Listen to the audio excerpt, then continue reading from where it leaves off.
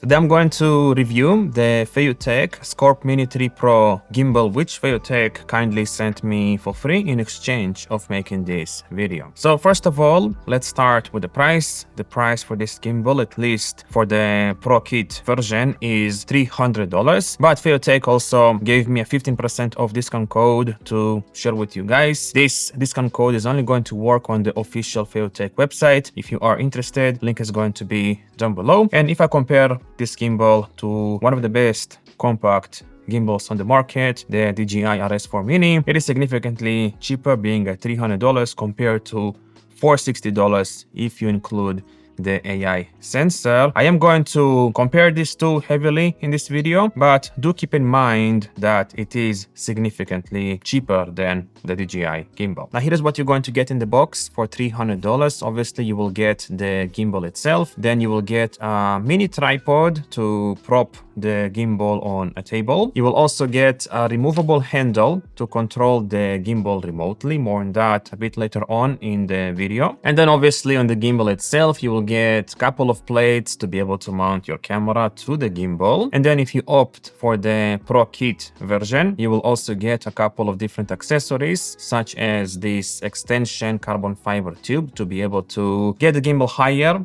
for crane-like shots. Then you will also get like an action camera mount, a magic arm to be able to mount accessories to the gimbal, a mini Allen key, a USB-C to USB-A charging cable, and then a compact USB-C to USB-C and a USB-C to Lightning cable so you can control the camera from the gimbal. I am going to leave a link down below for the official website so you can see which cameras are supported with this gimbal. And also you will get this interesting phone mount, which first of all can do vertical or landscape shooting.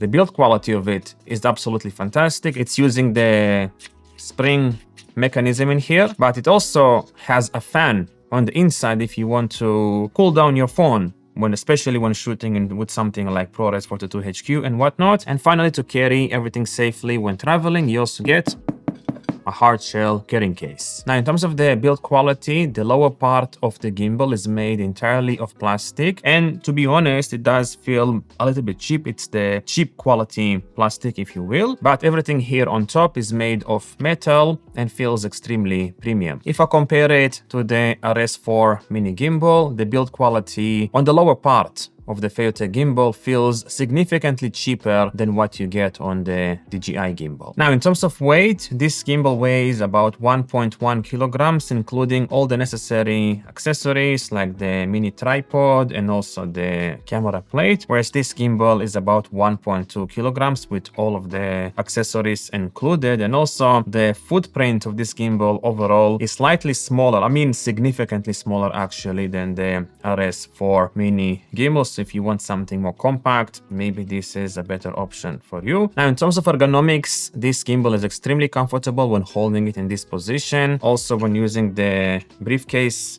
position here, it is extremely comfortable to hold. And of course, if you use two hands, it's going to be even more comfortable. I have no complaints at all about the ergonomics of this gimbal. Now, like I said, the handle in here is completely removable and it allows you basically to control the gimbal remotely. As you can see, it works fairly reliably, and this is super handy if you want to be far away from the camera and control the framing. I found it to be reliable up to like 5 to 7 meters. Maybe if you're going to use this in an area with a lot of Wi-Fi interference, you're going to get slightly worse results. And this is so much more convenient and quicker than using a smartphone application, which this gimbal does have, but it is much more convenient because you can just, slide out this handle and right away adjust the angle of the gimbal. Or for example, if you want to create costume waypoints for the gimbal movement, maybe you're gonna prop this gimbal on a tripod and you want to create like a costume, basically keyframe the movement, it is much quicker doing it with this remote in here than using the smartphone application. All right, now let's talk about the maximum payload capacity and also the balancing experience. So this gimbal can take any camera up to 2 kilograms, an action camera, a smartphone, a point and shoot, with a mirrorless camera up to 2 kilograms. And this gimbal is pretty much the same, also maximum payload of 2 kilograms, but the balancing experience between these two gimbals is significantly different. I try to balance my Sony ZV-E1 and Zeiss 35mm 1.4, which is about 1.1, 1.2 kilograms in total for this setup. And I had a hard time trying to balance this setup on this gimbal. It took me significantly longer to balance this setup on this gimbal compared to this gimbal. And I think it's mainly because the rails in here are significantly shorter than what you get in here. And also the camera plate is also significantly shorter, which means you have less movement to go, you know, left and right,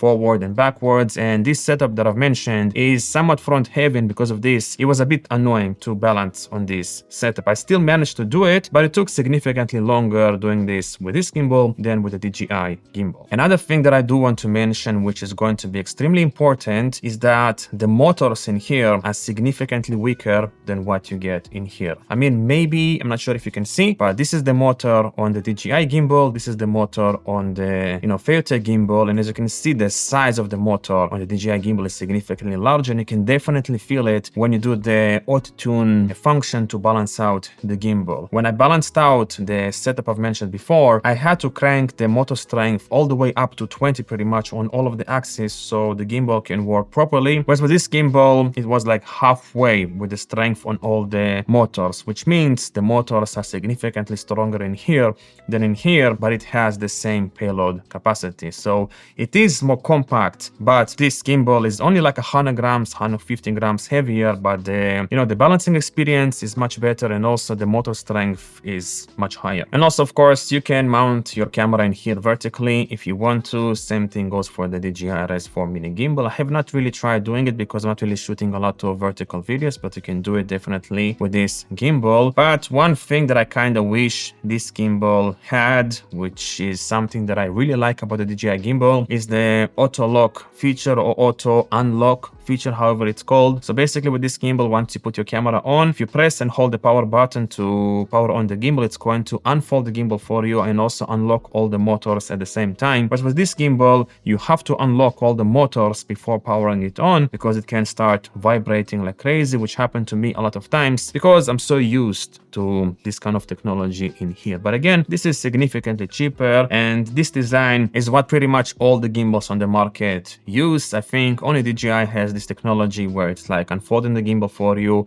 and unlocking the motors at the same time. Now, in terms of battery, this gimbal has 4,500 milliampere hours of battery capacity, and they say you can get up to 14 hours of battery life. Now, I have not really tested if that's true or not, but I can definitely say that the battery life on this gimbal is pretty long. I was shooting with it for like 3 days straight. I mean, not straight, but on and off, on and off. And after 3 days, I only went down to like 50% of battery, which is more than enough in my personal opinion. And I think you get pretty much the same battery life on the RS4 mini gimbal. And now, of course, to change settings and functions in the gimbal, you have to use this mini touch screen. And if I'm honest, it is a bit cheap feeling. Sometimes it gets like stuck and you get some freezes and lags. For example, let's say I want to change the joystick speed, right? And I'm gonna go to joystick speed in here, and I'm gonna click on the pen. And let's try to change the speed in here by sliding the slider.